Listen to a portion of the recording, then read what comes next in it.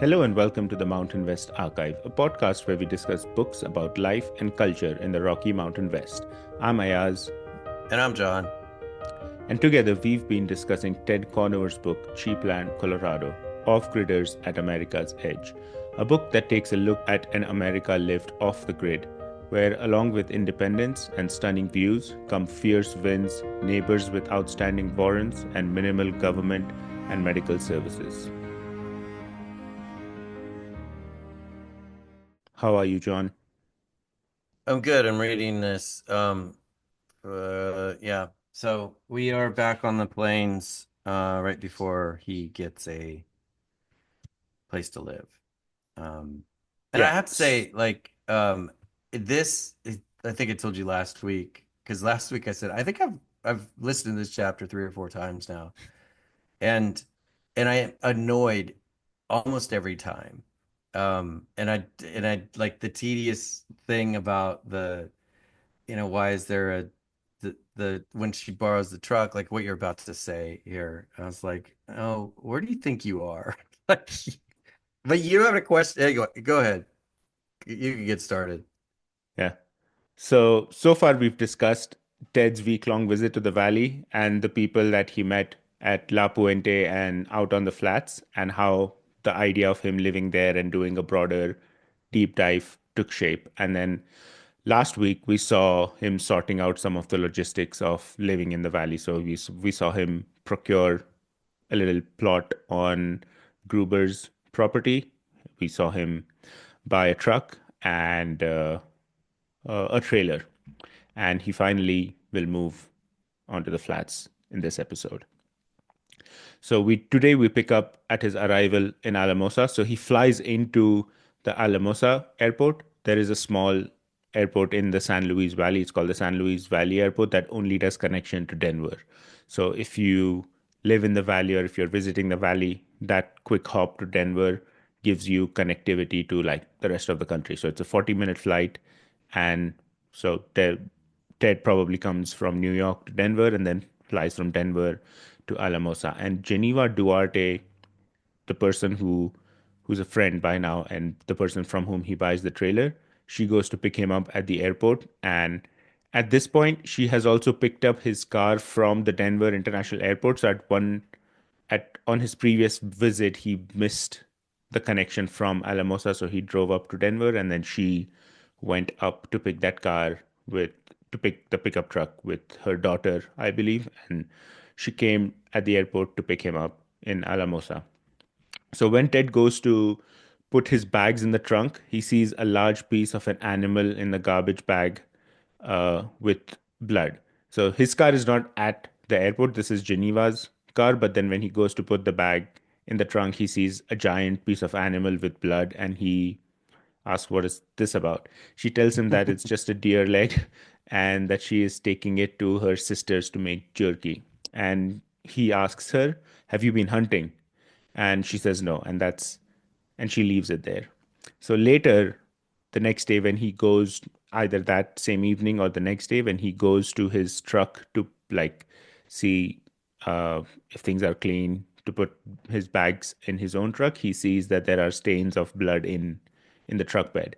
So he goes to he doesn't immediately connect the dots, but he goes and asks Geneva, what is the blood in my trunk. And that is when she explains the entire story to him, that when they were picking up his car from his pickup truck from Denver, they they drove down, and at La Veta Pass. La Veta Pass is the point where you go from like the eastern part of the mountains to the western. You're going through the mountains into the valley. So you have the Blanca Peak on one side, I believe, um, and Trinquera Peak and Sangre de Cristo on the other side. And at night, they see an animal that has just been killed by a car, and they go and ask the trooper if they can take the dead animal. And the trooper says that it's fine as long as they report it to the game warden the next day. So the whole thing is they've been driving at night, they see a dead animal, and they think, oh, we can just make jerky out of this. So they take that animal, put it in the truck bed, and take it home with them. And then the next day, when Ted sees animal in the next day or whenever, when Ted sees the animal in the car, it's for like taking the animal to her sister's to make the jerky. I was going to ask you, is this common for people to like pick animals that have been killed in accidents? Because it's not something that would occur to me or something that I would do, but what do I know? Yeah, I love these kinds of IOS questions because it is absolutely not common at all.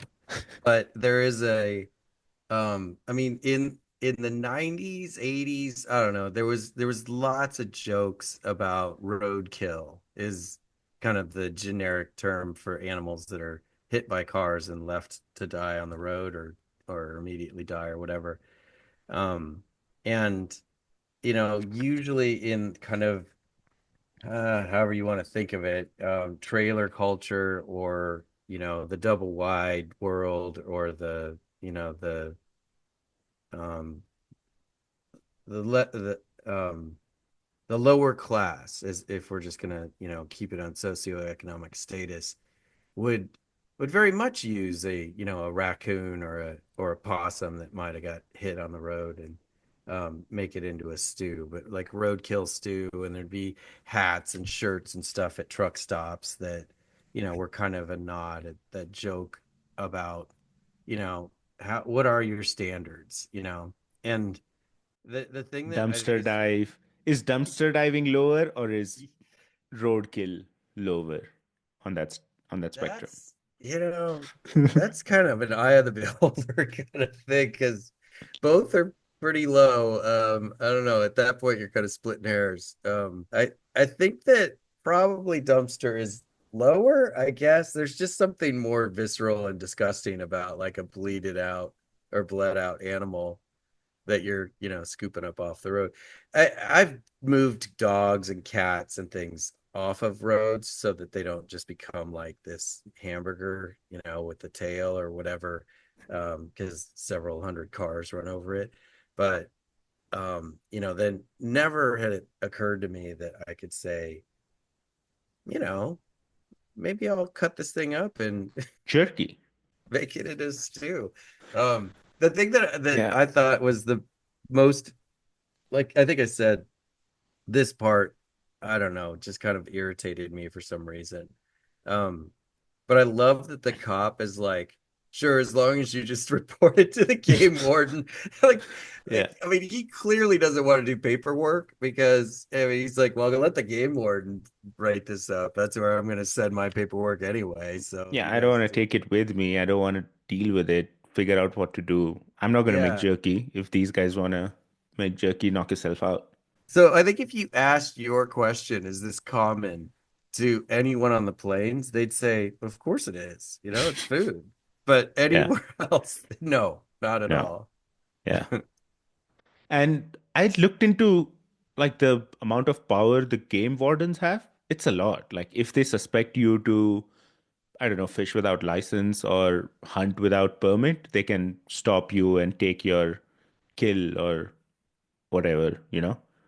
So I was surprised by that. They're not just someone who keeps a lot of records. They have power to stop you, and I don't know if they can prosecute you or just take the animal, but they seem powerful people. Yeah, I mean, you don't see them all that much. But yeah, if they're gonna check your for your fishing licenses or if you have Yeah. appropriate tags, I mean, it's a legitimate. It's one of those things. I don't know how much of this you know about, or maybe it's not even really that relevant. But it's about population control, and um, that a lot of the funding that they work on are based on tags, so they definitely don't want poachers. And to get like a grizzly bear tag or your elk tags or deer tags or turkey or whatever, those all that stuff costs money and that's their budget, so they Yeah. kind of their livelihood kind of depends on enforcement. um And there's so also this argument that I know people criticize hunters, but there's also the argument that the hunting licenses generate the revenue that then goes towards preserving these landscapes that facilitates population of the same animal. So in some ways, by hunting and paying for the license, you're actually helping that species survive in this habitat or in this land. Yeah, I mean, it's so funny. Like when I first learned that, I I think my dad explained it to me, and and I don't know, my head hurt for a while after he explained it because I was like, this is so uniquely human to come up with something that completely weird. Yeah, There are no dolphins figuring stuff like this out. It's only us to super complicate something like it. But but it um works yeah, it does. It does. And I mean, like it's funny apparently. to you get into conversations with environmentalists, like especially um environmentalists that are a little new to the game, and they're like, they're specifically vegetarian or vegan because they're choosing the sentient argument that they don't want to hurt anything, um to support themselves. So then any hunter is the enemy, and then you have a real conversation about like something like this, and they're like, but still it's wrong, like you're, and if anybody's like vaguely justified, it would be a hunter. Like if you're going to go out and shoot something, first of all, whatever you're shooting is probably way more comfortable in the area that you're killing it, so it's backyard. You're already at a deficit, and you got to go work to find the thing, kill the thing, drag it out of there, I guess, and then dress it and make some kind of meat out of it, or salvage whatever you can if you're gonna have venison or bear meat or whatever. Um, that's better than going and buying a hamburger at Kroger's, like, isn't it? Yeah, At it least you know where makes it's from. keeps you more in touch with the process as well. Yeah. And this is weird. Like outside of America, there's an almost universal acceptance that, you know, in the general population that you wouldn't hunt to eat anymore. I hadn't heard of anyone like talking on a podcast about killing an animal and eating it and why they do it. Like someone who lives in the city or in like civilized society, not out of necessity, but that is just something they want to do and that is how they want to get meat, except from people from the US. I mean, I've stopped eating meat.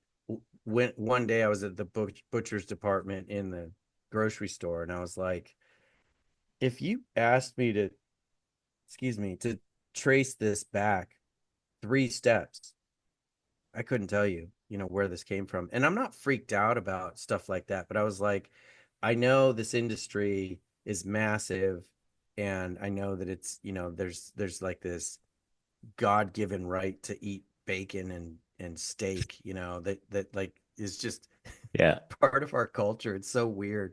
And I was just like, I'm just supporting this. So my like stupid weak argument has nothing to do with sentient. But if if I um if I go to a restaurant and they had something like quail or buffalo, or some weird animal that's not like, it's the last one on the planet and we're going to eat it just for the hell of it, um then I'll probably order it, even though I'm vegetarian. I'm just more like industry vegetarian. And but and if somebody like went and shot a deer and was like serving up their venison at their place, yeah, sure. So if I raise chicken and serve it to you, you'll eat it. You know, probably, Yeah. Cool. probably. Good to Yeah. know. Anyway, we haven't even started, haven't we? Okay, so we are switching it up this week and changing the reader. So this next part is the moving the camper that he picks up. So the next day, Matt comes over to hitch the trailer to the truck and observes that the hitch is the wrong size and it's too high. So he discovered the wiring harness isn't going to work either, which would activate the brake lights. And Ted was worried, but Matt said it's all right. They'll just get off the main roads as soon as possible. Ted liked this aspect of the flats. Not only was it off the grid, but generally it was outside the sphere of law enforcement.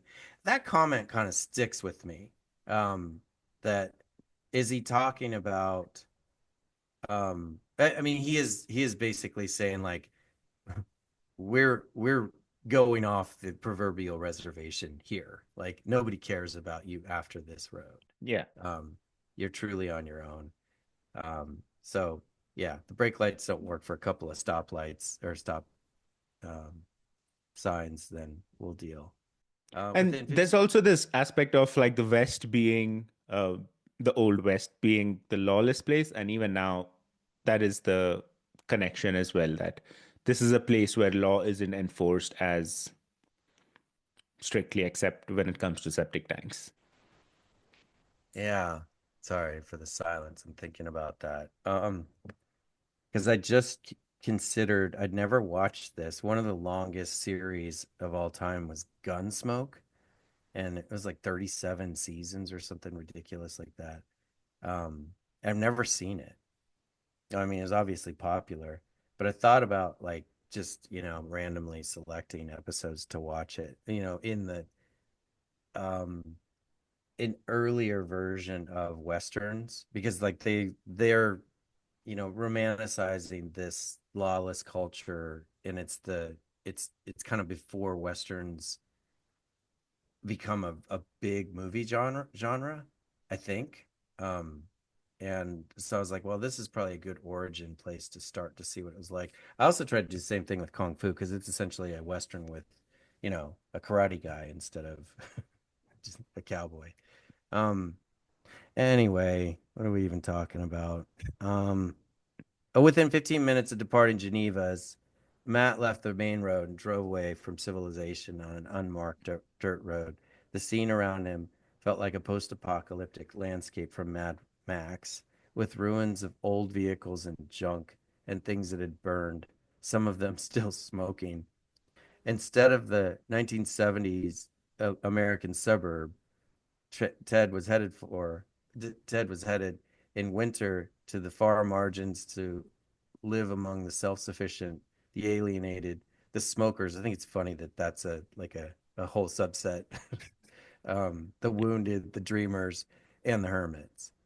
After about 45 minutes, they reach Frank and Stacy's. So there's something in that part where Matt's the one driving the trailer right in front of him, Yeah. and he's in his truck. Um, he's just like you get this feeling that he's just like burning down this dirt road, and there's just like Yeah, this yeah. yellow cloud of smoke, and he's just trying to see where he's going. Has no idea but to follow the dust. Yeah, there's descriptions of that. There's like dust everywhere, and he's just blowing through intersections. And Ted asks him that, what do you do if there's a, how do you know there isn't a car coming? And then he's like, oh, if there's a car coming, I'll see a cloud of dust. Right, right, coming towards you. Yeah. And this comment about Mad Max and post-apocalyptic landscape, an interviewer asks Ted about, you know, why did you use that reference and did you get pushback on that and what do you have to say about it now? And Ted's idea was that it's ugly, but it's at least honest of the times we live in. So I prefer it that way. And I like that, you know. It's not as the ruin of old vehicles and old campers and trailers are not as aesthetic as wooden houses, uh, Right. a wooden hut, but it's the time we live in and it's honest to it. I prefer that much more than, in the first episode or in the second episode, what you were talking about, the homes that you built just for aesthetic reason that no one was going to live in.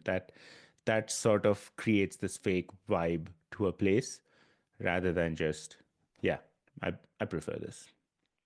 It is an interesting comment for him to make because he is right. I mean, Mad Max is this apocalyptic ruins and everything. If it's not dust, sand, or mountain or a working vehicle, it's kind of this ugly trash of remains of the world that they're from, but maybe never lived in because they're so far removed from it.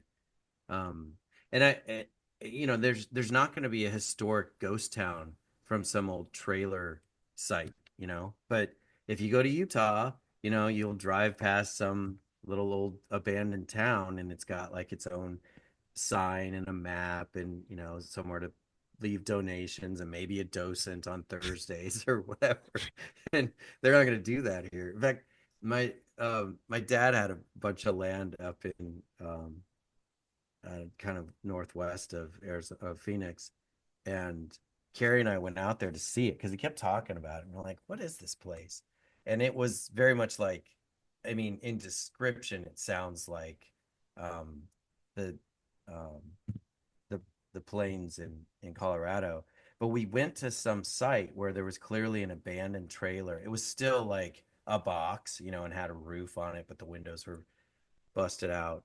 And there was some, like, you're just walking the site, and there is something vaguely fascinating about it because you're almost like at a crime scene trying to put Hmm. together, why are there so many crates of spoiled milk or something. There was something weird where they they either like found an abandoned semi or stole stuff from a truck stop or whatever and like loaded up the truck and brought all this back and discovered that it was all bad by the time they got there and then just left it in the yard.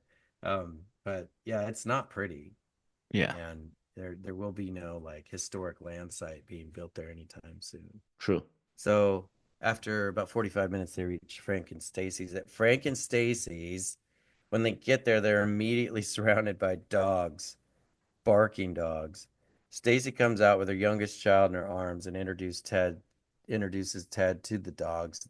Then Stacy introduces Ted to her daughters, Trinity, Meadow, Canyon, and Sapphire in a diaper, and the baby Raven in Stacy's arms. Frank comes out as well, confirms the spot where the trailer would go, and Matt, a practice at driving trucks for the military, expertly backs the trailer into the spot. Um, and that scene is kind of like a lot, because if they have like six or seven dogs, one is a Great Dane, or not a Great Dane, a Saint Bernard. Is that right? I'm not Um, sure. But one of all them the is huge. scenes with them is a lot because there's just so much going on. There's five kids, there's animals. It's chaos. But I mean, it's interesting to unpack this because there's a bit of like um, it's not tension, but there's a bit of like, all right, it's cold, your generator died, there's a lot of dogs, it's like, can we get on with things? Like this little chapter of like, "Gah, just let's go, like, all right, it's your first night, awesome, you got your new trailer, it sucked, it was cold, and now the sun's out, let's go meet some people or whatever." And there was just something about it that was bugging me. It felt And too then slow to you, or was he getting too detailed into the first night or the first day, or what was your? I was reminded of I gotta stop talking about boat deliveries all the time. But we had a crew that had never done blue water sailing. So like 50 miles off the coast is considered blue water sailing. Everything else is coastal. And they'd only done coastal sailing. And this woman and her husband were really brilliant. She works for SpaceX and for the recovery crew. So she like deals with the thing landing in the middle of the ocean on a platform or whatever. Um, and went to Harvard, just brilliant person. They took all of their vacation time, both of them. He works as a civil engineer for Los Angeles County or something like that. Um, and they took all of their 2 weeks of leave to do a boat delivery, and I was, because they just wanted to do blue water sailing. And I mean, I like doing it, but most people would be like, just keep me away from sharp objects because I'm either going to kill you or me. I don't know Yeah. which is going to be first because I would just be bored. Um, and they were so excited to go, and then they both immediately got seasick for like the first 4, 5, 6 days. I mean, it was a while. They were just, green, both of them, and then they finally kind of came around. And this part of the book reminds me of that. It's like, yeah, I'm gonna go live in the middle of nowhere where it's cold and terrible, and it's And then by it hits at you. 8,000, and then the first night is just like horrible. Um, Yeah. So I don't know. Like it felt like we were going through that for some reason, and the dogs, I think, were like I could hear them barking, like the way he described it. I was just like, ah, and you're cold, you have all these stupid dogs next door and a Yeah. bird, and this place is stressful. So when he gets there, Frank starts explaining to him the logistics of life on the flats because this is his first day. He doesn't have experience, and he is someone from New York. You have to like bear in mind what, when he meets someone and he's like, "Oh yeah, I'm from New York. I'm going to live on the flats now." I mean, he's from Denver and he has done a lot of camping in his life, so he's not just a New York, Brooklyn boy going in the middle of nowhere. So credit there. But he explains to him that water, keeping warm, were going to be ongoing projects, like to get water to use every day and then to keep warm during the winter. Gruber's had added a wood burning stove to their trailer and stayed warm with that. That way you don't have to like use electricity all the time. And for water, they had a 275-gallon plastic tank, which they periodically filled at a neighbor's well. And he offers to share that with Ted, which is convenient if your neighbor has a well on the property and has license. Because later on, we read about Matt having to drive up to a spring to refill his tote, and then there's a bunch of people waiting in line. And if your neighbor has a well, or if you can have a well on your property, you don't have to do that anymore. So that is a little convenient, and he's generous enough to share that with Ted. For electricity, they had installed solar panels, some of which were broken by the wind, and a bunch of batteries, and sometimes they used a generator. So they have like multiple levels of redundancies. They have solar panels, and this use a lot of batteries to store electricity. And then if all of that fails, they uh, Light they up the wood go stove. they go to the generator. I would think the wood stove is their first line of defense. Yeah, They would yeah, because default to the it's wood pretty stove. effective. Yeah, it's pretty But you run effective out of that wood, then you're like, you can solar always panel. Yeah. get wood. Yeah. So he is sort of comparing notes like, this is what we do. What do you have? And then Ted shows Frank his setup of a small generator and a single battery. And he's like, I tested them in Geneva's driveway with the furnace set to about 50 degrees. And Frank gives him a look and he's like, okay, maybe you will be fine. We'll see what happens. But he suggests that in the long run, you should probably buy a couple of solar panels to avoid having to run a generator all night. Because he's also probably thinking about himself, right? Because you city idiot, you're going to come in with a single battery and you're going to get cold at night and start up the generator and run the generator all night. And they are going to be in the house next door who have to live with the generator noise night after night. So he's like trying to be a little coy and calm about it, but he's like, maybe you should get a couple of solar panels. And I'm sure Yeah, Ted is like, great. okay, yeah, That's probably. right. The generator thing's real. Because it's just Yeah, and it's it's like, not like they're oh, on a you're my huge new neighbor. Awesome. property. Yeah, it's not like Yeah. they're on a huge property or in an Oh, apartment complex. The generator is probably right next door to their trailer and it's going to be going all night. yeah. You go to those KOA campgrounds and Yeah, somebody's running a generator, like, great. yeah. And for waste, Frank says that maybe they could figure a way for Ted to dump his black water tank into their septic system. So the Grubers are pretty serious about their life here, and we'll get into their story, but they have the setup nailed down. They're not taking chances with the septic system or anything. They're there and they intend to stay there. And for me, they're like a very good example of what the flats can give people who are looking to be independent. They're homeschooling their kids. They have a bunch of animals. They want that sort of childhood for their kids, and they have these needs sorted out. It may not be the perfect life, but they've put a lot of thought and process into getting their systems in place. After his discussion with Frank, the girls take Ted to meet the animals, and in addition to the dogs, there were geese, goats, chickens, ducks, a pot-bellied pig, and inside their mobile home, two cats and a cockatoo named Sugar. They tell him they also had two horses, but they had died. So There's a And lot they're going on. buried over there in the backyard. Aren't Yeah. there like two piles in the backyard that the guy took a I don't tractor know. and backfilled? Yeah. Yeah.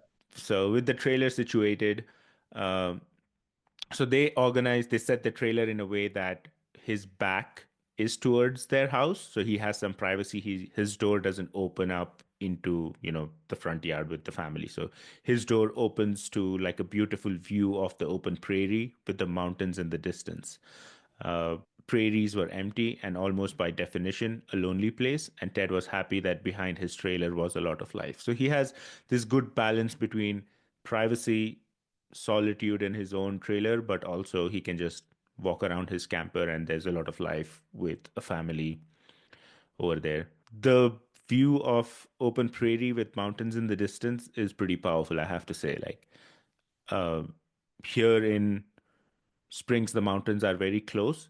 And in Phoenix, you have some of that with the mountains in the distance, but the mountains are too far in the distance, and there's just a lot of development between you and the mountains. So the mountains are just a backdrop.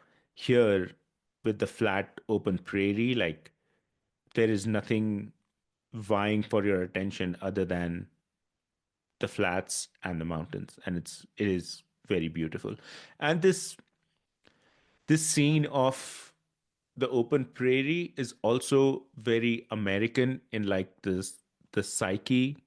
When the pioneers were moving west, a lot of that was on these open plains, and the frontier and the prairie was like inextricably linked, their battles with the wind and things like that. So yeah, a lot of early American civilization was in the eastern prairies, right? In the Midwest, in the flatlands. Probably was a defense mechanism. I mean, the whole you need to see him coming thing is probably pretty real if you're in the middle of a prairie.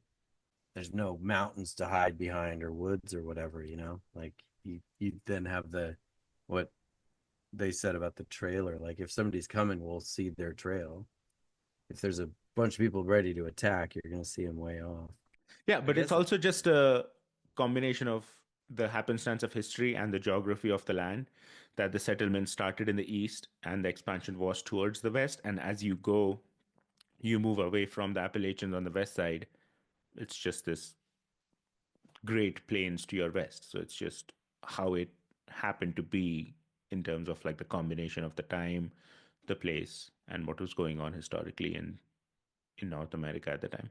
Because um even if you look at the population density map, the population really basically falls off a cliff the west you go. Like once you get close to the front range of Colorado, on west of that, there's like outside of the big cities in California and Portland and Washington, there's very little density.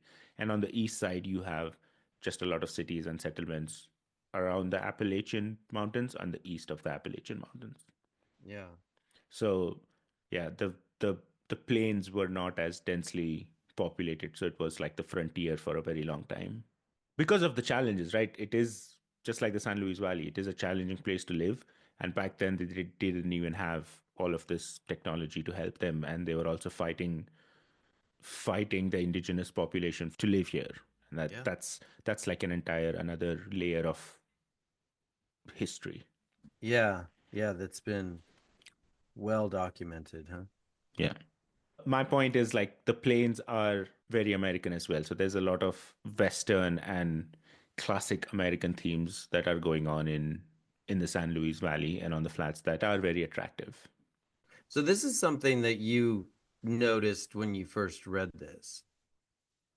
Like this kind of popped out to you as a reader, or you're just kind of drawing correlation or conclusions. The prairie thing, Yeah. yeah, I'm drawing conclusions because the house on Little House on the Prairie, that's a very classic TV show, a famous TV show. That is sort of I've seen a few episodes of it, and Hmm. of course, it is a romanticization of what it means to be America and what it means to be an American family and stuff like that. But it tells you a lot about what the ideals were at the time, and it is significant that out of anything, they called it Little House on the Prairie because that is how important the plains were to early American civilization, and even like fairly recently, that is why they call it the heartland, right? That is where a lot of culture was forged in America on the plains. Yeah. Um, so should we proceed? Yeah. So his first night, he doesn't have a good night. Um, After chatting with the Grubers and meeting the animals, he goes back to his trailer. After the sun went down, it got very cold, and it had been a long day. So right after dinner, with the furnace running, he puts on his long underwear, pulled a down comforter, pulled a down comforter, and goes to sleep. I already had issue with that. Like, what do you mean down comforter? Don't you mean like, Mount Everest sleeping bag with a comforter on top? So it's like he's got some confidence in this generator. After 3 or 4 hours of sleep, he wakes up and he says he doesn't know if he woke up because of the cold or the absolute silence. And I thought, oh, that's telling of where he is. That's kind of the beauty sometimes of Also those telling of where he's from. He's from New yeah, York. because or like you're when you were living in New York, and you're like, Yeah, it's so loud here all the time, all the and I time. can't believe people can honk all day outside my window. The furnace had gone off. He flipped the light switch and nothing. So he just determines the battery's dead.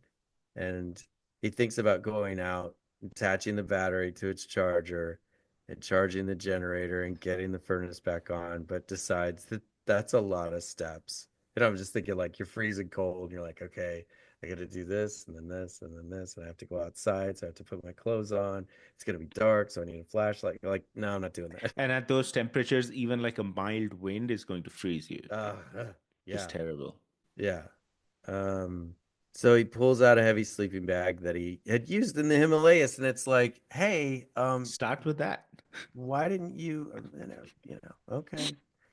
He wraps the down comforter around it, zips the sleeping bag completely so that only his mouth and nose were exposed, and goes back to sleep. In the morning, he sees that frost had covered the entire inside of the trailer.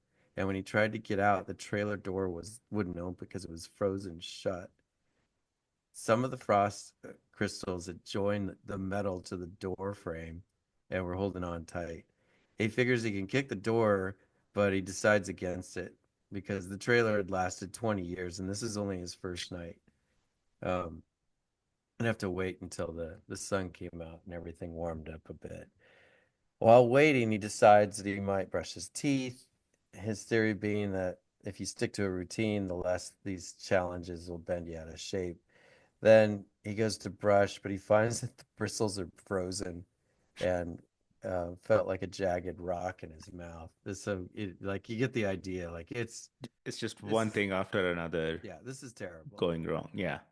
And But I like the idea that his idea of keeping a furnace and keeping a furnace on is 50 degrees Fahrenheit. I know That is, 52 degrees. Like that's not warm. But you got your comforter, so I guess you yeah. can. I mean, I wonder if he kind of, elucidated a little bit on this story, just to give you an idea how cold it is. Yeah. Um, yeah, so he lays in bed waiting for the sun to. Oh, yeah, he slept with a jug of water in his sleeping bag because all the other stuff had frozen too. I don't think that's It's the pretty only. cool that he doesn't panic while all of this is going on. I It's mean, his yeah, first night. What am I doing here? I think my intuition would be just to knock the door open because I'd be so afraid of, I don't know, it's locked. I'm locked in here. But he has the nous to think about what has happened. Okay, it's just frozen. It's going to melt the moment the sun comes up. So all I have to do is wait in here until that happens, and then it'll be fine. And also this idea that in difficult situation it helps to stick to your routine. I have known this to be true. So when Mariam and I were bike packing in upstate New York last year, the first uh, night it was cold and it rained.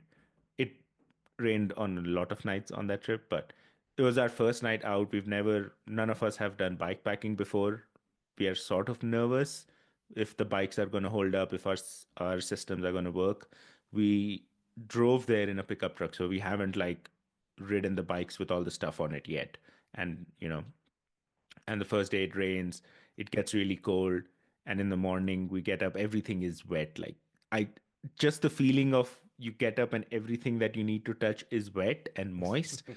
I'm not a big fan of that. I love camping, but I don't like being around things that are wet. So I was sort of like on the verge of being very irritated, but then I sort of Yeah, stopped myself and I was like, okay, what I do in the morning always is get a cup of coffee. make So coffee. I took my grinder out, started making coffee, and just the whole process of this is what I'm familiar with. I know how to grind beans, how to make the pour over. I just did that. The coffee was in, I started drinking coffee. And then at the end of that, my mood was a lot better. And then I was like, okay, this is not so bad. I had my coffee. Now we pack everything up and we start biking. So that helped me. But for Ted, it didn't work because he went to brush his teeth and his toothbrush is frozen. Well, and also, I would say like if you're gonna stick to a routine and you're cold, maybe start with coffee, teeth later. Yeah. Like warm yourself up, Yeah. get some caffeine going, and then we'll, figure stuff out. So he lays in bed waiting for the sun to rise, thinking how the valley had seen some of the coldest weather temperatures in the continental United States during the day. During the day, the weather had been pleasant. Oh, you kind of switch in there. So it's like the flip between during the day it was balmy, Yeah, it's sunny, it's nice, and then it's comfortable, like terrible. like But maybe mid 30s with the sun out. It's really nice. And then in at night it goes down to maybe 0 Fahrenheit and everything is frozen. I never thought about. Sorry if the mic kind of got loud. I bumped into it. The I never think about Colorado having some of the coldest weather in the United States. I always think of Nebraska for some reason, and I guess like North Dakota, but not Colorado. Um, so I thought you were gonna say something else. That's why I got a little It's the stuck there. magic of the valley, John. Yeah, magic or yeah. So there's that split personality of it's nice at day during the day and terrible at night. After a while, when he sees sunlight through the window of the door, he goes and opens the door so to defrost it. Um, I guess it's one of those things. I wonder if, as an author, you set up, um, let me just go ahead and put myself out there as the biggest fool and let my audience kind of, jump all over how stupid I am. Maybe that's what this is. I just kind of have a hard time believing that a guy that lived in the Himalayas is like a complete noob to being, prepared for the cold. I But I mean, it's guess if it just was bad luck. nice at night, He had one whole battery. I He mean, was he prepared. was ready. And he probably had zero whole batteries in the Himalayas. He just Yeah. had a good sleeping bag, Yeah. evidently, because he brought it here. He Um, had a battery and a furnace set to 50 degrees. He was he had it nailed down. It's just the battery died. So what is he gonna do? What the other thing I wanted to say about this is like there's definitely a little bit of I don't know. I'm not gonna say it's a pissing contest, but he tells Frank the situation, and instead of Frank saying like that ain't gonna work. He's like, we'll see, Yeah. and doesn't offer any help, even though he has solar panels and batteries and a wood stove, and probably has like an old wood stove that he doesn't use anymore in back because he's got broken solar panels and other, like there's so many iterations of Yeah, redundancy, and it's yet baptism he's by like, fire. He's let's see like, how the generator goes. Yeah. I'll help you after you fall. I'm not gonna stop you from falling. And Yeah. it maybe that was some of the confidence, if this is all, actual, that Ted's like, Frank wouldn't have left me here if he knew I was gonna freeze to death, like he Yeah. he figured I'd be okay. It might be a cold night, and I'm not gonna do it that way every night, but you're not gonna die. It's gonna Yeah. suck, but you won't die. Okay. So the next morning he goes to inside the Gruber's mobile home. So his target is now to meet one new person on the prairie every day. And the Grubers and Matt are sort of his in onto the prairies because Grubers have been there a long time. They know a lot of people. That is how he can meet the people there. Yeah. So that morning, Grubers invite him into the trailer, uh, and despite the chaos, people seemed calm and happy. So he goes in, everything is a mess. Stacy is like, "I'm sorry for the mess," but it's understandable, right? There's five kids, there's a lot of animals, there's just Mm. crazy chaos. In the trailer, Ted sees Sugar, the cockatoo, who we will meet later in the chapter as well, the talking cockatoo. The Grubers are sympathetic to struggles that night, so they get to talking, and Ted tells him what happened, and they're like, "Yeah, that sort of happens." When they had moved out of their home in the exurb of Denver after periods in Wyoming and New Mexico, the family had no house and had to live in a tent for a while. And for a while, they also lived in uh, an RV, a decrepit old RV, and some of this was in the winter time. So they've gone through some of these struggles. I can't imagine living in a tent In a in the tent. winter I know. here at all. So they are sympathetic to what he's gone through. What is interest? So living in an exurb of Denver, I looked up the place where they're from, where they lived. Greeley is over an hour north of downtown Denver. Okay. An That's why they hour say and 10 exurb. I've never heard exurb. that word. I Suburb. recently heard that word on Twitter. People were talking about living in an exurb of Dallas because that is now the only thing you can afford in the big cities, Mm, not even a suburb. So I was like, what does this mean? So it's yeah. like the suburb of a suburb. And that I was like, never living there. This is why, right? You live an hour and 10 minutes. So it's basically like living in Colorado Springs. You're Yeah. more than an hour away, but maybe it was cheaper, whatever. People do what they have to do. So they get to talking, and Stacy shares her life story with Ted. We get some insight into what had brought her and her family into the valley and on the flats. She had been in a car accident in Casper, Wyoming when she was 15, and she and her boyfriend were in her car, and the car was T-boned at an intersection by a truck driving without lights. Her boyfriend basically died in her arms, and her skull was fractured in the accident.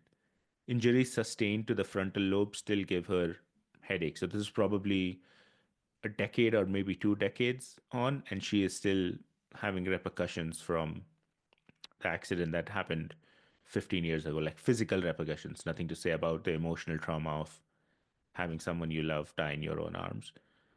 Money from a legal settlement had allowed her to buy 40 acres, which was enough for each of her daughters to inherit some in the future.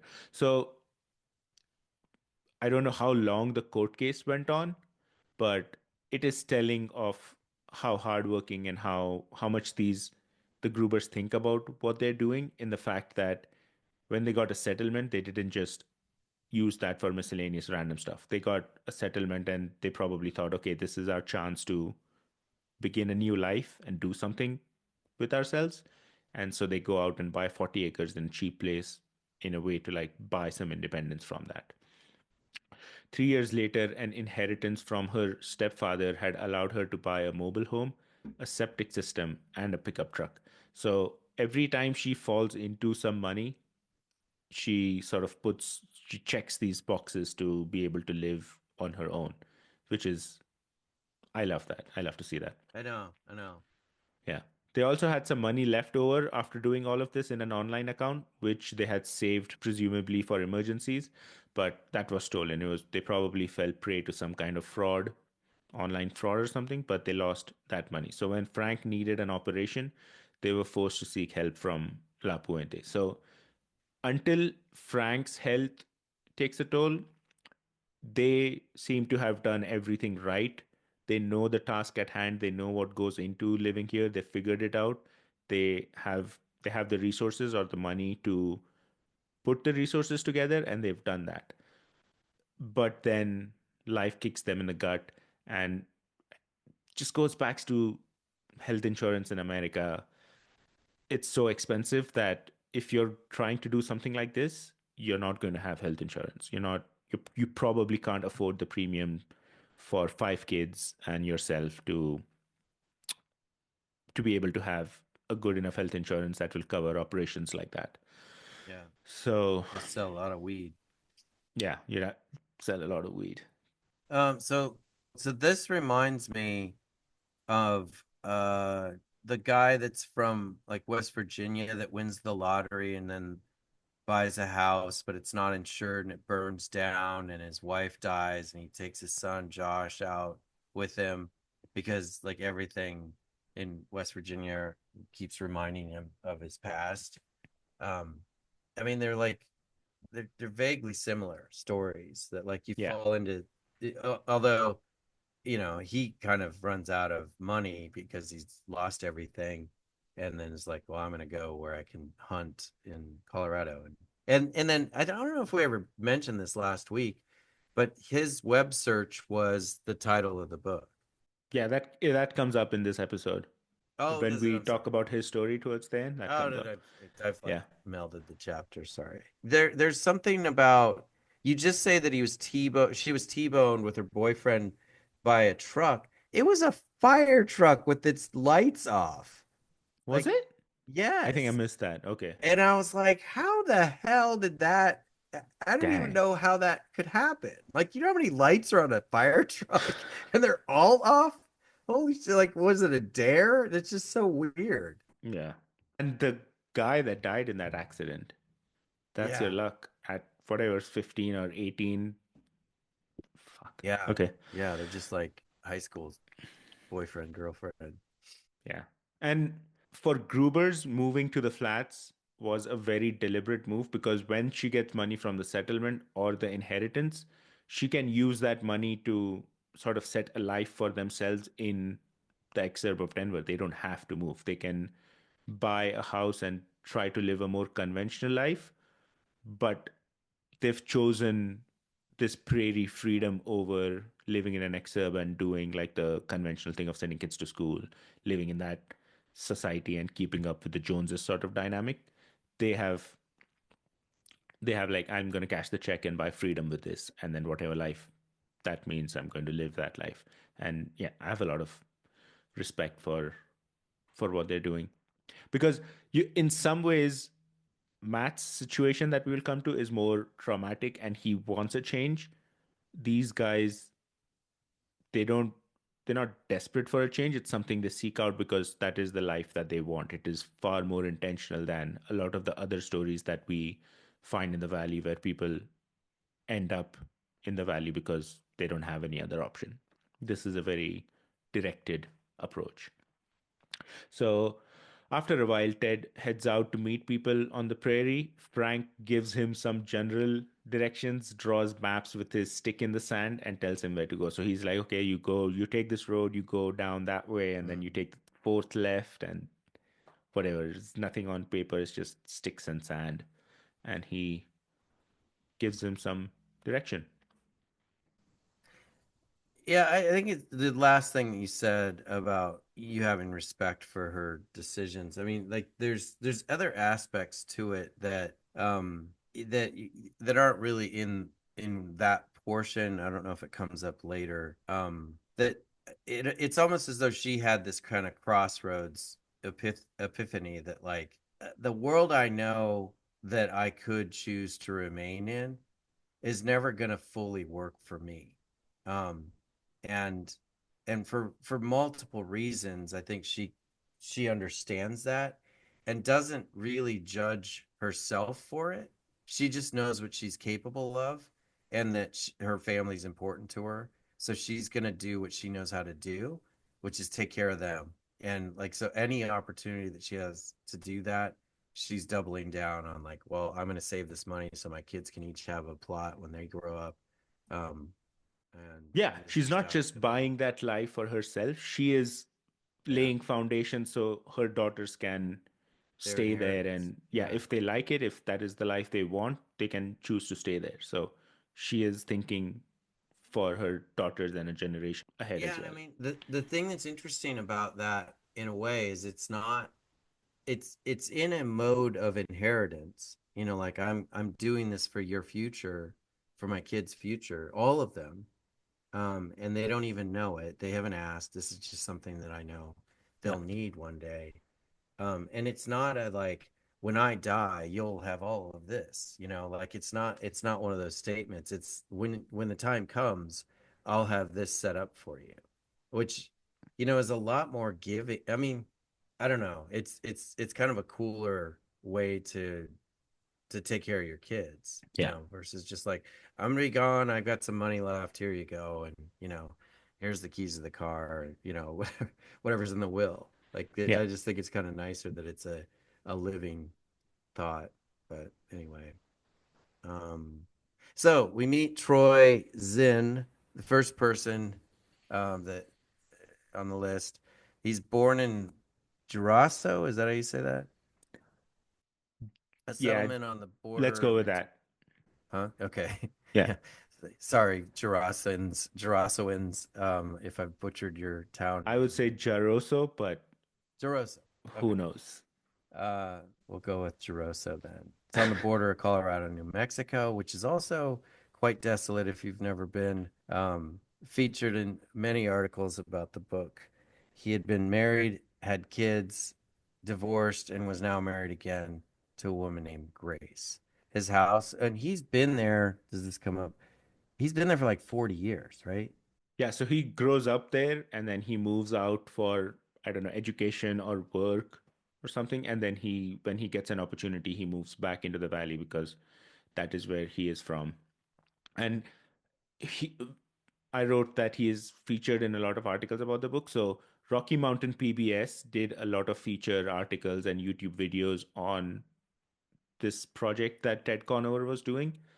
And Troy is almost in every one of them. Like he's either spoken about or he's interviewed or he's in there because of how the long history that he has with the valley and how he deals with it. Okay, good to know. Have you watched all that? I've watched a couple, like 15, 20 minutes. It's not super long. Rocky Mountain PBS. Yeah.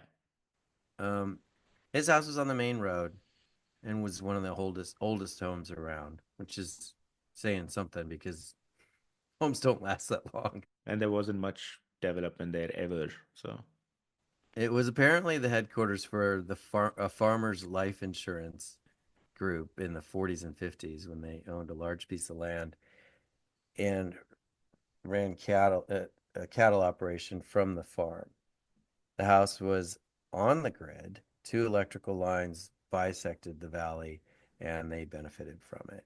It also had an architecture that was well dated back from the ranch days.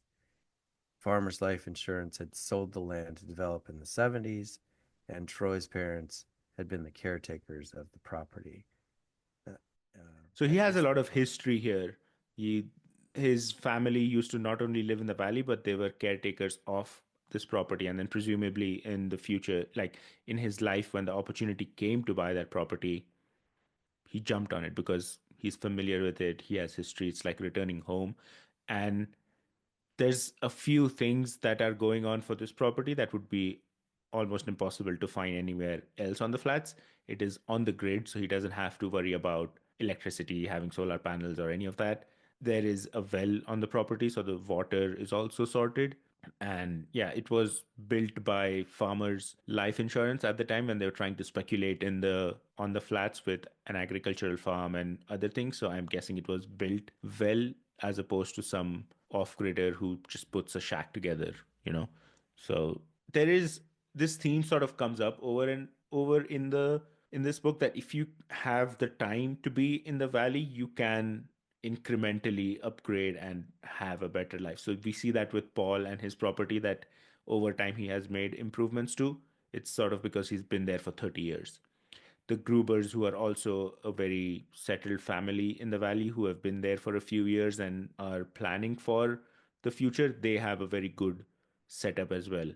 And Troy, who perhaps has the longest history in the valley, has the best setup. Like he can live a very conventional life. He's on the main road. He has electricity. He has water on the property. I don't know if he has plumbing, but I believe he must have figured that out by now. he must at Yeah. least septic, right? Yeah. Oh, you mean water, like his own? I wonder. That's a good point. They don't talk about that, huh?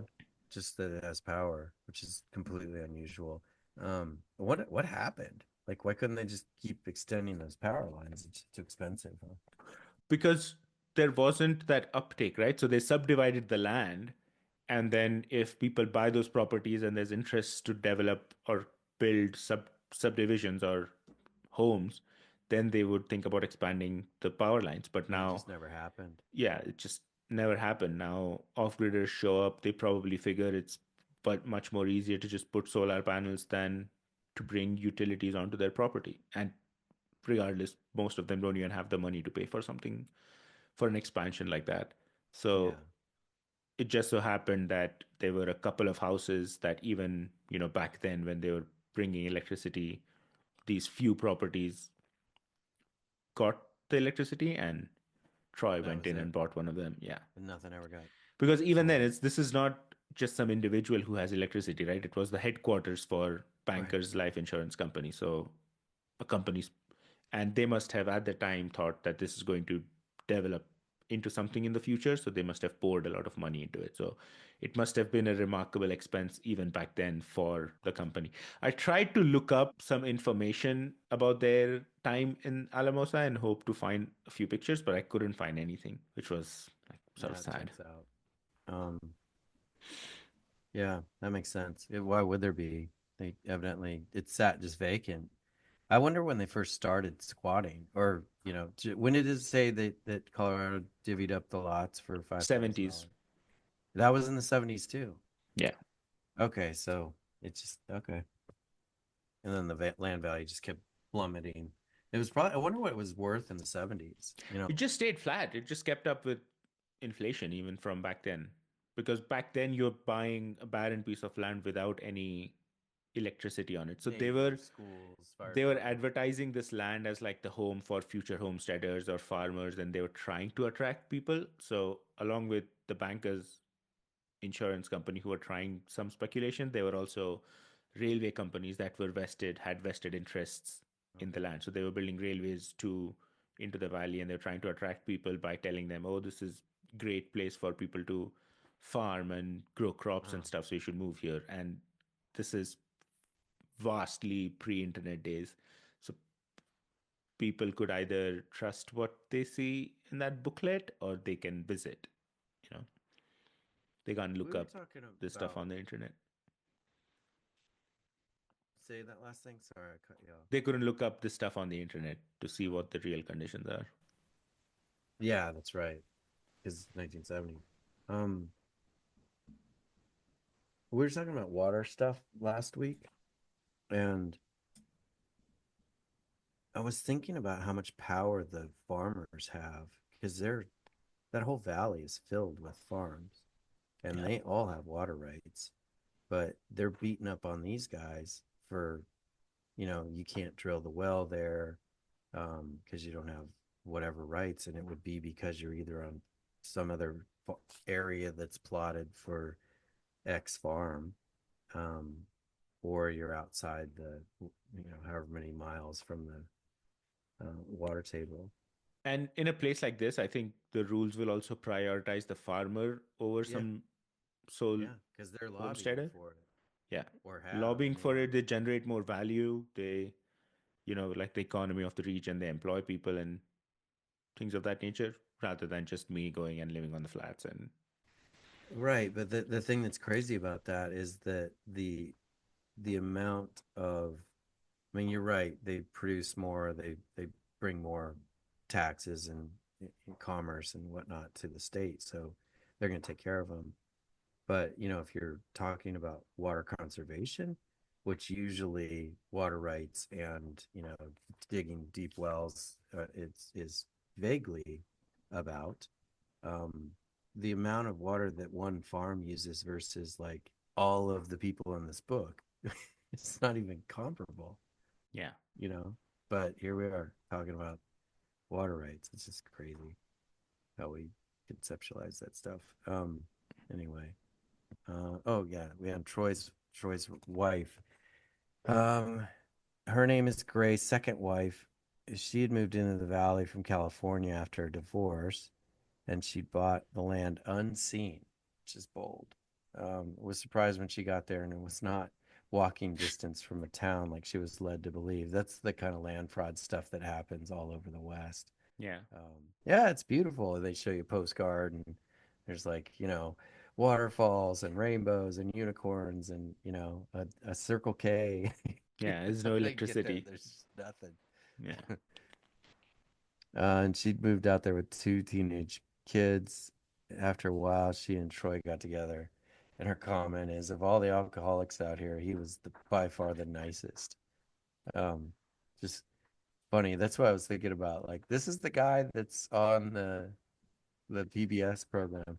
Yeah. Um, And it's also unfortunate that even in today's age with internet and all the resources, there are people who wouldn't know how to use these tools to do their research before buying a land. Because if you look anything up about the valley or Alamosa, you will know what you're getting into. You will know you're buying land in out in the middle of nowhere, and yeah, the closest town is 30-45 minutes away. But there's this tendency in people to like trust authority, so they meet a real estate agent, they think he knows what he's talking about and he seems trustworthy, he seems nice, and they just go with it. It doesn't occur to them to do like a couple of other layers of research to figure out if whether or not he's lying or telling that's the an truth. interesting point. Like anytime, like Lucas is moving, so he keeps sending us like Zillow things of properties he's looking at. And I mean, without fail, he'll send a link, and this is anybody if they're like buying a house or whatever. They send the link, and there's the like 57 photos of the bathroom and the wide angle shots of every room, and every house that's ever been on Zillow is beautiful until you get there. Yeah. Um, but every single time, the first thing I do is find the address, cut and paste it, go search it on Google Maps. If I can't find it there on Google Earth, and then, zoom into Street View and look at the property and look at the neighborhood. Or like, I don't even care about the first picture. That's the first thing I do every time. And, Yeah. your comment is like, how would you not know? Like this is really not that hard to, Yeah. okay. But this is, how long she been out there? A few I don't think they say that, but she's also in a desperate situation. She's divorced, she has a couple of kids. She's living in California where presumably cost of living is super high, so she needs a cheap alternative. Then a real estate agent comes by or she sees this on the internet, whatever, Oh, yeah, and sure. promises her you can live in this beautiful area where the prices are so low. And I think for people who are looking to make this sort of move, property taxes play a big role as well, because it's not just the starting cost, it's also the ongoing cost. So if you come to Colorado, the property taxes are some of the lowest in the US, or a lot lower than places like California or New York or even Yeah, Texas. So that becomes a big draw. You can move to Colorado, you just pay this $5,000 to buy your little plot, and then your property tax are what, $68 a year or something. So it's nothing. Versus in California, it would be, I don't know, maybe five times that or 10 times yeah. that. Wow, like 500 times that. Yeah. So she's in a vulnerable position, and it doesn't, yeah, she's not in the right space to do that research, I Yeah, guess. fair enough. So while Ted is at Troy's place and talking to his wife, Samantha McDonald, uh, uh, Samantha McDonald comes to the place with her teenage kids, a couple of teenagers, and Ted felt that he recognized the name.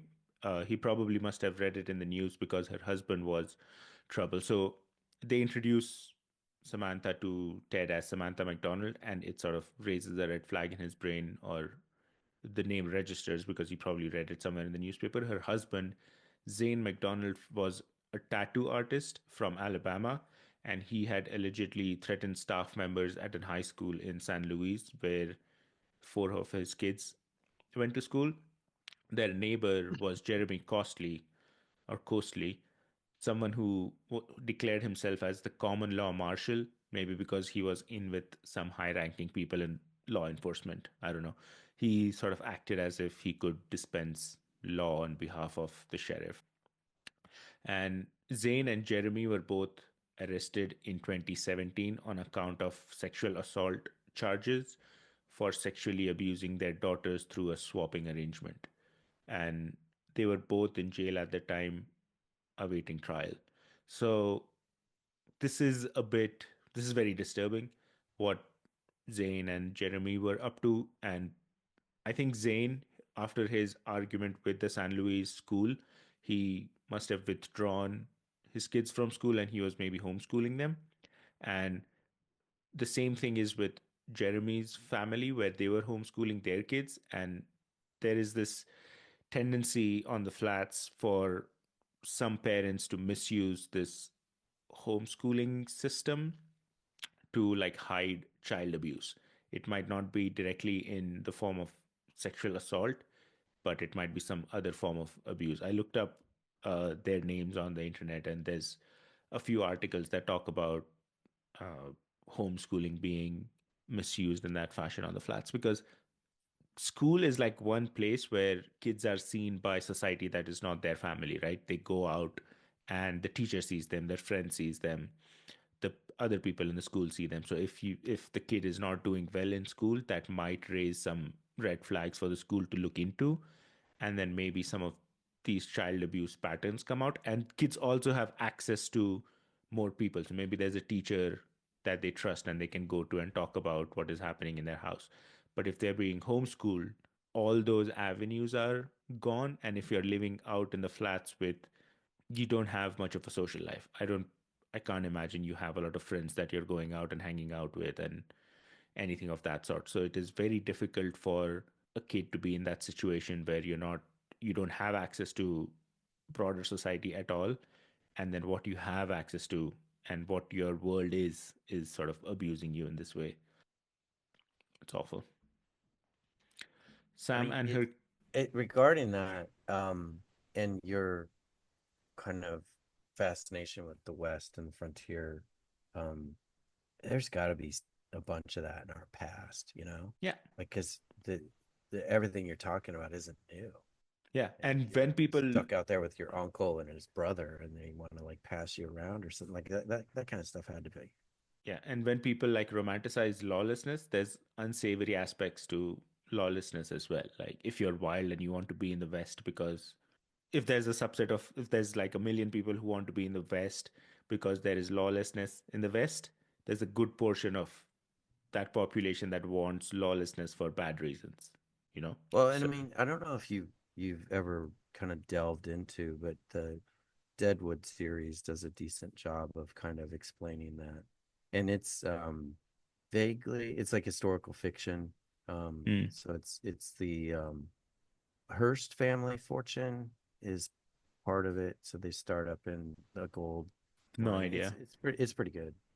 William Randolph Hearst is one of the news moguls that, the big rich family. Is it a novel series or a It's TV a show? HBO TV series Okay, that, I'll look that into I it. think you would like. There's a lot of colorful language and nudity I'll look into it. and bad characters, but it's pretty Yeah. good. Okay. In conversation, it's revealed that Sam and her kids had come over from a small, unincorporated territory called Mesita, where the school bus drops the kids off. And they probably go to school in one of the closest towns. I don't know if it's Alamosa or wherever. And then the school bus is not going to come all the way onto the flats and drop you off. So the last point was probably a tiny town, Mesita, which I think the book says has four households, four homes. So the bus drops them off over there, and Sam goes and picks them up. So Ted sees their situation and he offers firewood, asks her if they need firewood. She says yes, then asks him if he would mind driving over and dropping it off at her place. So he does. He drives. He drives over and drops off the firewood. And at Samantha's home, she talks with him a little more. Her home was a small wooden place with no windows. That is sort of the desperation that she is in right now. Because in this conversation, she reveals to Ted that she's in the process of divorcing her husband. So now, not only is she someone whose life sort of took her into the valley? Even within the valley, she is like a rung more desperate because even her life in the valley has fallen apart now. So she is that desperate. It's not like she's living in California or Denver where life has fallen apart, but there are some savings so I can go a couple of steps lower in terms of consumption and live in the valley. She's already in the valley and her life has fallen apart. And then now where does she go? So she wants to leave her husband and she maybe put this house with her son over a few days of work, you know. That's probably what they could cobble together, a small wooden place with no windows. She tells him that her last name was Hansen and was in the process of divorcing her husband. So she tells him that people know me as McDonald because that is my husband's name, but my name is Hansen and I'm going to leave my husband. And so from this point on in the book, Ted refers to her as Sam Hansen. Introduces her as McDonald because that is how people know her and how it's the McDonald name that rings a bell for him. And then from here on out, she is Samantha Hansen. Besides more firewood, she said her husband needed a better coat. One of her daughters needed a pair of shoes, and food was always welcome, which Ted said La Puente could help. So she takes the help of the firewood, and then when that is happening, she tells him she needs more stuff like a better coat, pair of shoes, food, and Ted is like, okay, La Puente can help with that. And when he says that, she then goes another step to ask for more help. That she says she has other needs like a new tire for her car and then more minutes for her phone, which Ted wasn't so sure about, but said he would look into. So this is sort of like this is how desperate she is, desperate her situation is, that she is testing how much Ted can go and help her. Like, not only the firewood, she then adds another layer of help, and then she's like, okay, maybe I need this as well. It's because she probably has nothing right now. I don't know what her source of income is. It's not disclosed, but yeah, it's quite a desperate situation. Bleak. Yeah. Yeah, it's the most desperate family we have met so far because if you like think about Paul, he had a good setup. If you think about the Grubers, they have a really nice setup. Troy is doing fine. Matt is doing fine. Like this is our insight into how desperate things can get when everything goes wrong. It's there's a Beatles song called Rocky Raccoon, and there's just all these character descriptions in the story of the song, and one of the characters is the line goes, her name was McGill, she but she called herself Lil, and everyone knew her as Nancy. And I mean, it's kind of a funny thing. Like, what the hell does that even mean? But I couldn't help thinking about those lyrics in a completely different way with this Sam Hansen thing. He's got to introduce her as one thing, but he calls her another thing, and and you get the sense that even though she's in a pretty tough spot right now, she's gonna find a way out. Like Yeah. she's gonna make it, and she's gonna be even tougher for making it through this hell. And this also highlights the importance of La Puente being out on the flats, right? That is why Ted meets her, or maybe Matt will meet her. Any sort of help she can get has to be from the outside, has to be from other people and an organization like La Puente who will, even if they just give her firewood, clothes, and some food, that keeps her kids alive for, Another day. months. Yeah. Yeah. So side note, Milagros translates to miracles. I don't know if you knew that in Nope. Spanish. So Matt, this is the meeting with Matt at Milagros. The next day, Ted meets Matt at Milagros Coffee House, where miracles happen. Very Yeah. small, It's a good name. unpublished miracles. Um, he needs to get another load of firewood. Meeting Matt was also an opportunity for Ted to learn about the job and hang out with him because he likes him. Ted knows Matt isn't paid a large salary by La Puente, so he offers to pay for breakfast whenever they meet at the coffee house. And Matt only gets coffee, which he always leaves more than the value of the coffee in the tip jar, which is a pretty, like, dude is always on mission, you know? Yeah. Oh, because isn't that Milagros is an extension of La Puente, isn't it? Yeah, it is one of the It's their fun businesses they activity. run. Yeah. Yeah, That is why I think it's called Miracles because it's by La Puente. Like that is sort of what they're doing. And it's also homeless friendly. I think we've discussed this in the yeah, past yeah, that even if you know, they're not going to kick you out of there because you look a certain way or you wear a certain clothing and you people can pay forward in a card for food and breakfast for homeless people or people who can't afford it. And yeah. it's funny you say that milagros translates to miracle because we were just discussing how La Puente is essentially a miracle for someone like uh, Sam, right? In her situation, Yeah. anything she can get from La Puente is a gift. Yeah, and I guess while we're talking about Spanish translations, La Puente means the bridge, Yeah, which also makes sense. yeah, And he always pays for that. Yeah, Matt and Ted get talking. Matt shares his concerns about some of the his people now that it was getting cold, burning barn piece by piece. I think something got left out there. There's a guy that yeah. burns his barn to stay So warm. I think Matt is living at an RV park right now, and at some point he had introduced a guy at an RV park to Ted, and that guy, I think previous winter had started burning his barn piece by Piece piece by because he piece. didn't have firewood and because of how cold it was getting. Yeah, so he says, I think I've got him taken care of this year, but I need to check again. The idea of freezing to death haunts Matt because maybe because he'd come so close to it himself. He had been laid off from his previous job as a cook at Adams State University in Alamosa in the middle of winter and had lived in his pickup camper along with his disabled son during several of the coldest weeks of the year.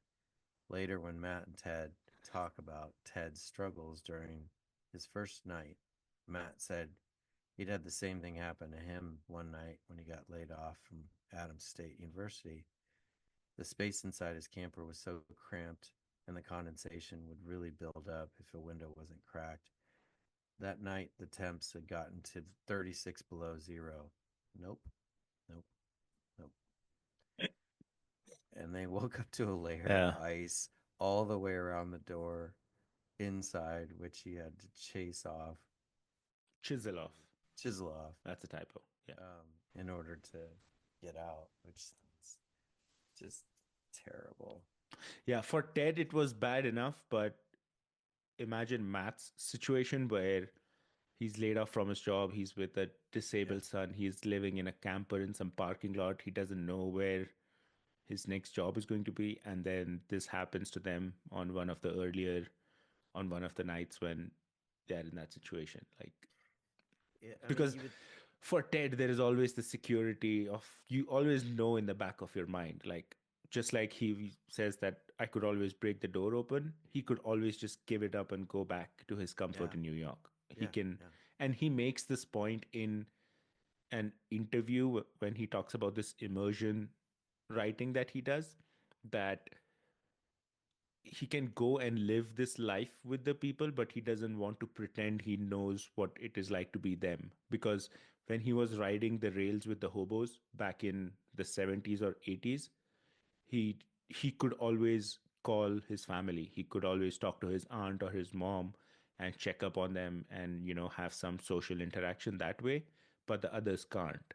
And this is a sign that a whole another life awaits him. In some ways he's just cosplaying being a hobo Right, and the right. other people really are. So he makes it very clear that what I do is my way of understanding a place and writing about it, but I'm not pretending I am one of those people. That is still my object of writing, and I'm just putting myself in that situation in a certain way so that I can write about it in a way that I think makes sense. So, I mean, it's like what's that? There's a type of acting that actors will talk about, the method. Yeah. So it's like that. Like, okay, if I'm gonna be this character, I'm gonna all, whether the camera's rolling or not. It's sort of that kind of writing, like immerse yourself, and at least you can empathize. I bet that there's times where um I wonder if there's like resentment to a degree where somebody's like, "Oh yeah, you'll be here for 6 months and I'll never see you again, but thanks Yeah, for the I'm wood." I'm sure he faces some of that, but Yeah. it's just the truth, right? There's nothing he can do about it. Yeah. At least he's there. So there's the respect level for like, well, you're not just, here for a couple of weeks and Yeah. visiting the zoo, as it were. And he's at least trying to do something useful, like working for La Puente. That is a good, Yeah. in some ways, like a calling card because Yeah. people like the organization and what they're doing because it's a genuinely helpful Right. organization, and he's at least doing something with them. He's not just there, you know, chilling and raising his nose at people who have less than him. He is taking up a volunteer position and helping them in any way he can. Well, it's funny you say it that way because there in reading this, I've really kind of struggled with the judgment piece, throughout. I think even to this episode. What do you mean? Um, just that, like, there is um, I mean, to say it in like the most crass way I can think of, just to finish the point. There's a kind of hierarchy, or I'm better than you. I mean, at least I don't live in a trailer on the plains, or what. Like, there's this kind of inner judgment that I, have to kind of go, well, why am I thinking that? Why am I Are you talking responding about this way? you feeling that way about people who live on the flats? I mean, me feeling that way every time I meet a new character, every time Okay, I think about their lifestyle, every time I think about like why bother? Like interesting. there's a there's a my vantage in learning about this, that he's kind of, as an author, drawing out, to say, like, I know this is probably going to happen to some of my audience that reads this, um, and all I can do is like go immerse myself in this culture and be very nice and inquisitive and write what I learn and see what comes of it. And his judgment is like, checked at the airport in Alamosa Yeah. or Denver or whatever. Whereas, the reader is just dropped into this, and it's just like, of course, there's a guy that was like passing around his daughter, and another guy that, beat the crap out of people, and was seeing how tough he was by holding on to an electric line to see if he could beat that too, or whatever. Like, there's just like some craziness that comes with this that isn't surprising. And and the thing that's kind of shitty about that is, while it's a fairly safe assumption to presume that these are the usual suspects that would end up there, there's more to it than Yes, yes. I think the more to it than that is the important part because it is it is important to not define this place by those usual suspects because you still have the Grubers, you still have Troy Zinn, who is doing something completely different. They're very good that. Right. people and who are living fairly good lives over there. I think that is like the tension that the book is putting us into, that the place is attractive. This way of living is romantic to a lot of people. So there are people who are doing it well, there are people who are struggling, and there are just people who are frankly downright evil. And that is as honest as Ted can be. And that is why I was drawn to this book when I started reading it. So when I was getting into this um, reading books about the Mountain West, there was another book that I was reading at the time. And then I was sort of contrasting the writing approaches between the two authors, and the other seemed just a lot more romanticized, where, you know, the reality was simplified and there was never a bad character in her story and was just not interesting to me. Here it was just more, this is what Honest. this place is.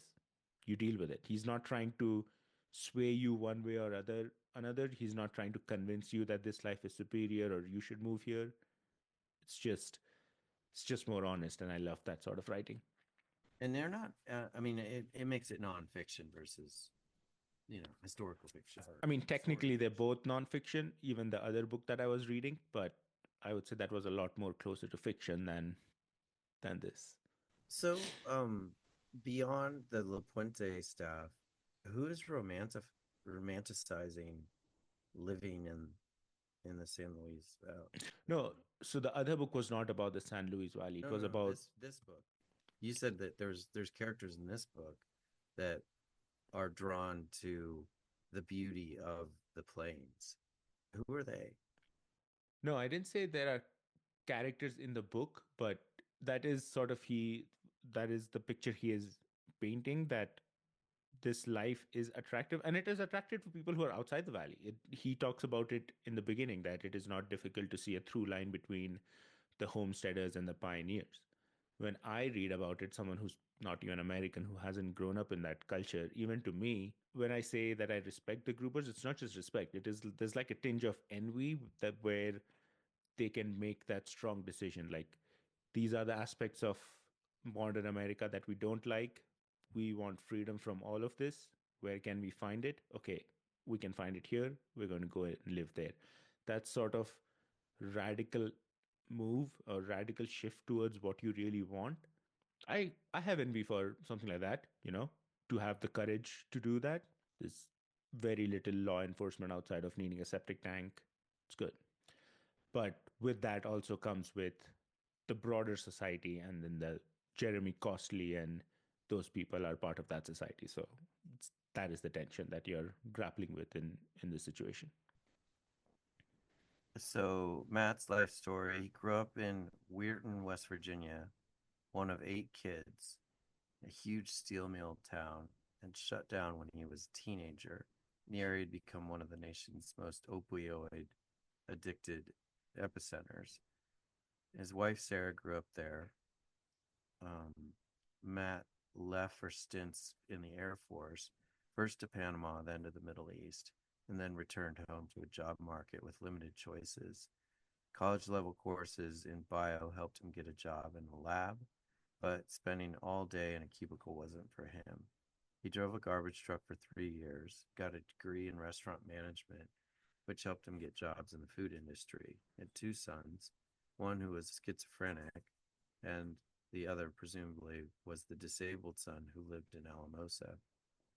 I'd missed the second son thing. Where's the second son live? He doesn't talk about him much. He Okay. just mentions, like, it'll come later, that he was living with his son who had an apartment, and I'm guessing that is his second son in West Virginia.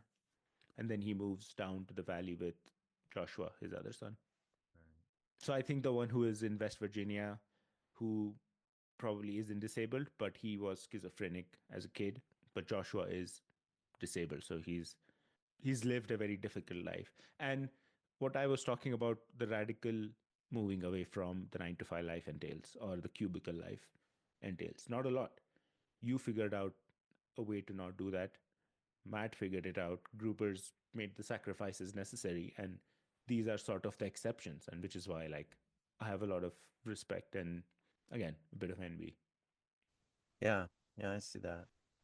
So Matt wins the West Virginia State Lottery somehow and uses the money to buy a house, which in 2013 burned down uninsured. So what we were talking about earlier. 3 months later, his wife died of COPD, a lung condition caused by damage to the lungs, likely from smoking, but maybe not. Yeah, Um, and he's a smoker too. yeah, spent some of the time living with his son, who had an apartment, but everywhere he went, he was reminded of her. So he decided to leave. He had never been to the west of the Mississippi, which is like very typical of that part of the world.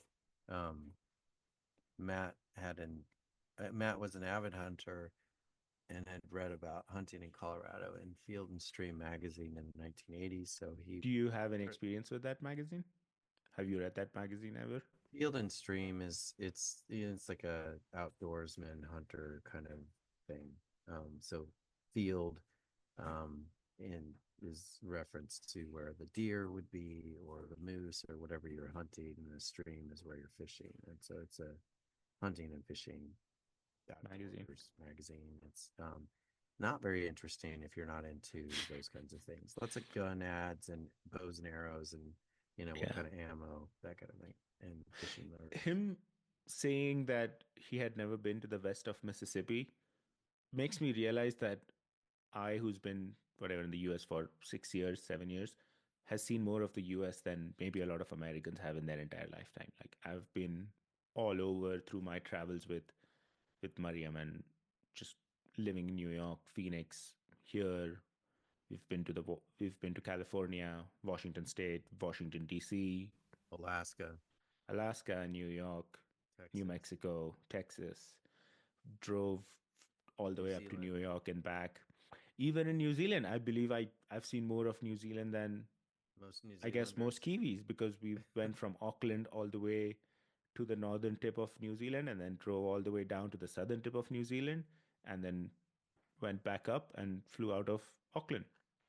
So like you can live in a place for the longest time, but life has a way to like keep you where you are. And when something like your wife dying happens, I think people respond to that in one of two ways.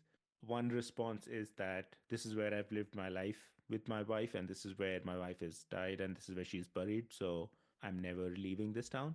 This is where I'm going to be rooted to. And then the other reaction could be every place haunts me. Everywhere I go, there's a reminder of my life with her. So I need to start a new life almost and just leave this place. And it seems like Matt had the latter reaction, which is fine. It's just Yeah. it's I think in some ways it is out of your own control. It just happens and you have to sort of respond to who you are and who you discover yourself to be in that situation. I'll sit and think about that for like 20 minutes if you Yeah, want me to. because you and I can talk about what we would do if we were in his situation, but you never really know until you're in that situation and that has happened to you, you know? So Yeah. you discover yourself when that happens to you and then you just respond to that. Yeah, I mean, it seems like there's other contributing factors. Because you can invent something that seems like a solution. I mean, we can all do this.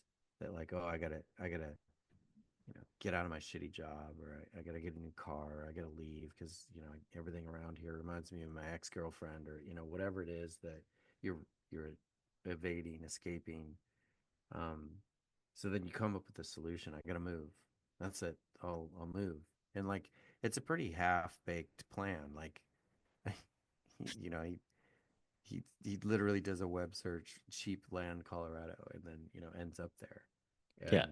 And like that's his criteria. I don't have a lot of money. I don't want to be in West Virginia. I heard you can hunt in Colorado. Where's the cheapest place I could live? Like, get to the point.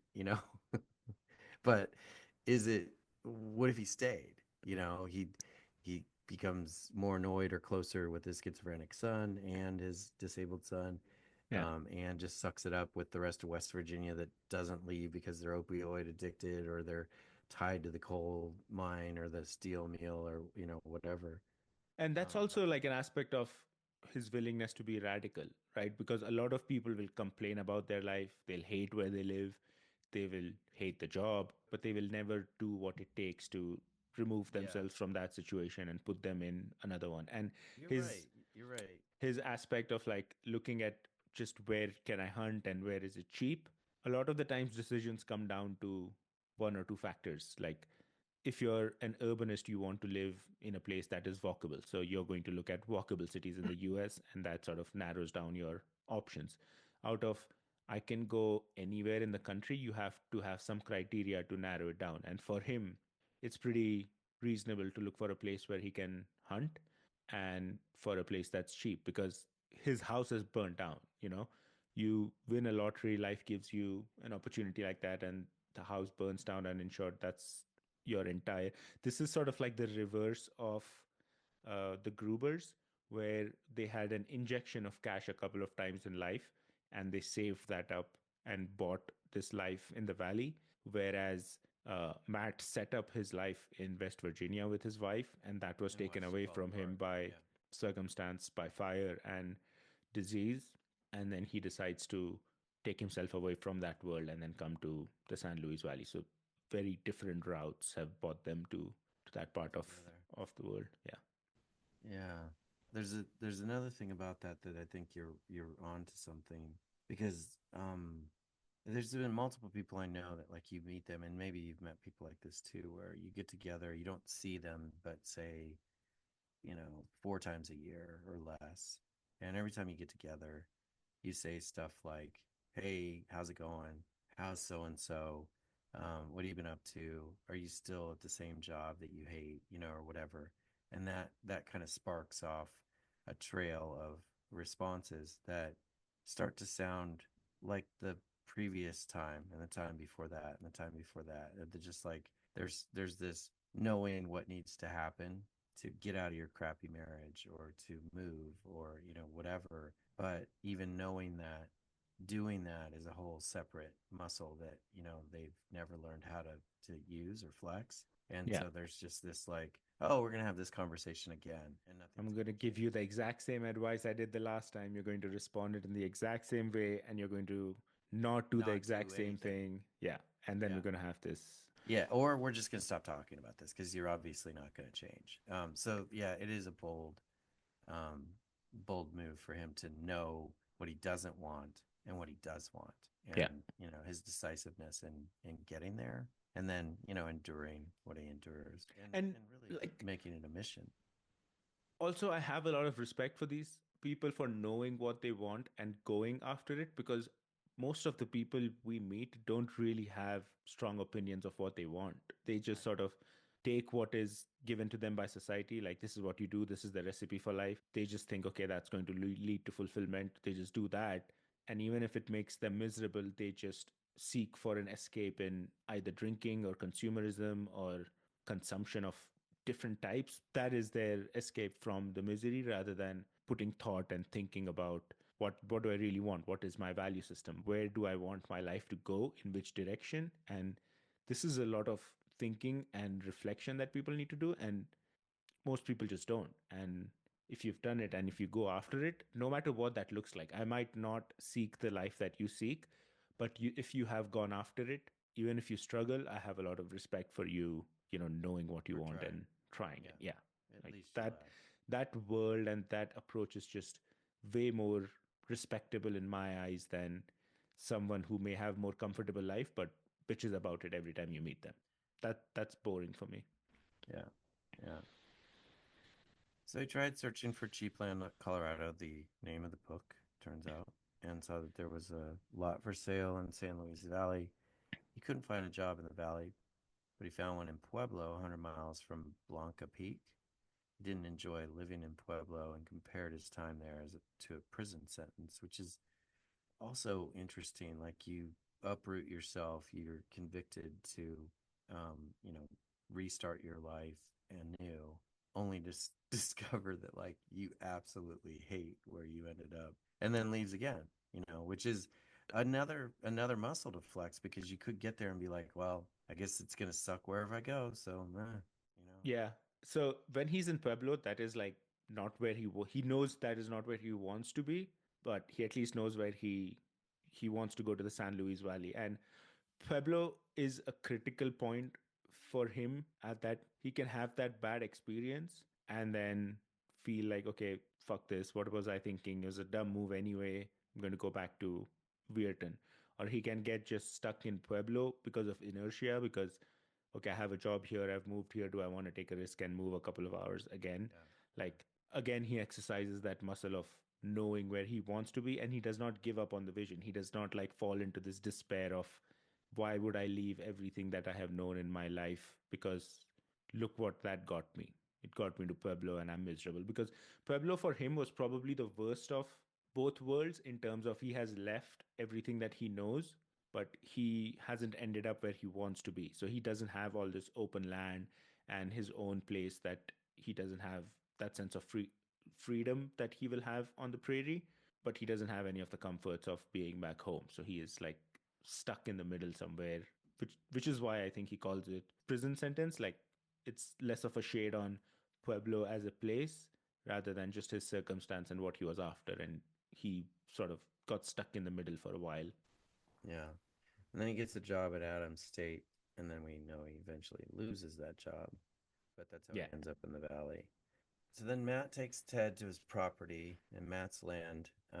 He'd recently bought 10 acres at the foot of Blanca Peak for $8,500, and since then had been planning and prepping.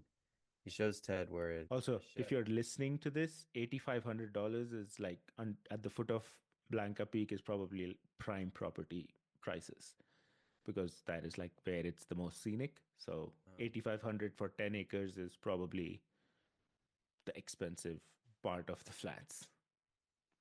and you're saying this because you've been there and it's It's beautiful. gorgeous. Hmm. Um, he shows Ted where the shed will go, the septic tank, the horse corral. What's he gonna do with horses? He has a horse. He brings one from West Virginia. Remember, it's he's called Roxy Dancer. Oh, that's right. That's Yeah. right. He was especially excited about the horse corral. His horse was currently, was that picketed? Yeah. What does that mean? Like he's just in a corral. And in an enclosed place Okay. So he was renting out on the flats. yeah, when Ted asks about the horse's trip from West Virginia, oh, that's right. I forgot about the U-Haul. He says that he had a place to keep her. He made another trip and he brought it in a U-Haul, not a U-Haul horse trailer, but a U-Haul truck, and he put her in the back of it, which has got to be unbelievably difficult to get a horse to willingly go into. I don't know if you've ever been around horses, but getting them in trailers is a bit of magic. Like it's some horses are fine with it, but there's some that are just like absolutely not gonna do it. Must have been And miserable for the horse as well. Like, I oh always think yeah, about the animals because they don't really know what's going on. but you all sit up high, and I mean relatively high because you're up above the axle, and it's a very not a high profile vehicle, but they're up there, so your center of gravity is higher. And horse trailers are a lot of times kind of slung low, so they don't have to really jiggle Yeah. around, and they're in fairly tight spaces, so they'll at least like bump into the walls of their little pen. But in a U-Haul, you've got all this like free space. Jesus, Yeah. dude's got some vision. So yeah, Matt is putting pieces into place for his not just moving into the valley, but settling into the valley. I think right now he's living at an RV park, based on what I can gather. And then he has bought this land, he's developing it. He's going to put a septic tank. I think a big portion of all of this is to generate the cash flow to fund all these things because the septic tank is probably 10, $15,000. I don't know. Yeah. Maybe you have a better answer for that. But he's sort of biding his time, putting the pieces in place and then moving and settling. It's like the same theme. The more time you can spend on this project of moving on the flats, the better you can make your life. And then he shows Ted how he gets water every day. So they start the day by he starts the day by visiting a nearby spring to get water where many people would line up in their pickup trucks with cubicle totes they were waiting to fill. So it's like a basically a plastic tank. It's I think it must be the same as the Gruber's 275 gallon, they say.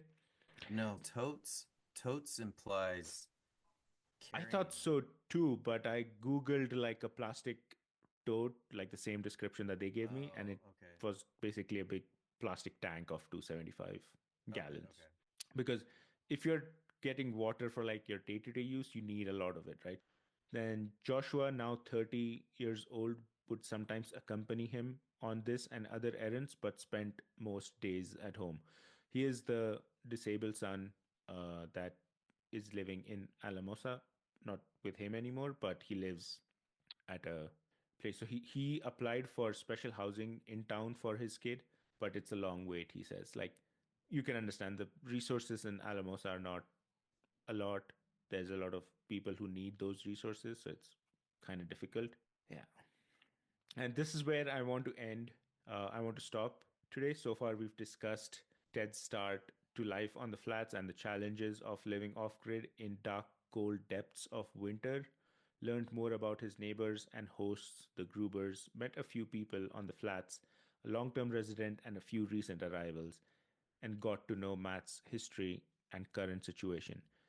In the next episode, we meet more people, a prospector and a 10-year resident of the valley named Dan Schaffer, who Ted describes as a man who will test your sympathy. We meet Sam Hansen's family and spend some time with her son Arik. And then Ted attends a gathering to remember the life of Angelo Duarte. So we've looked at his life in one of the previous episodes. In the next episode, they get together and it's more of a meeting. His mom organizes like a gathering to a remembrance for her son. So that will be interesting. And we will end the next chapter with La Puente's blockbuster community Christmas party, which, by the way, I crashed. I mean, I I know. I stumbled was thinking upon this about here. that. Yeah, it I was was a thinking about good, that. yeah, it was a good, what do you call it? Coincidence that I ended up in Alamosa the very same day they were having a Christmas Right. party. Yeah, I was gonna ask you about that because I remember you saying that you were in town and it looked like they were having a Christmas party. And I was like, wait, was the dude in the wheelchair with the Santa guy, was he there? This is at the Miracles Cafe. No, this is at the La Oh, it's at La Puente Puente. shelter in Alamosa. So it's like a 5 minute drive away from the cafe. It's a very small Okay. town. So cool. Thank you so much for listening to the Mountain West Archive. I'm Ayaz, he's John, and we will see you in the next one. Cheers.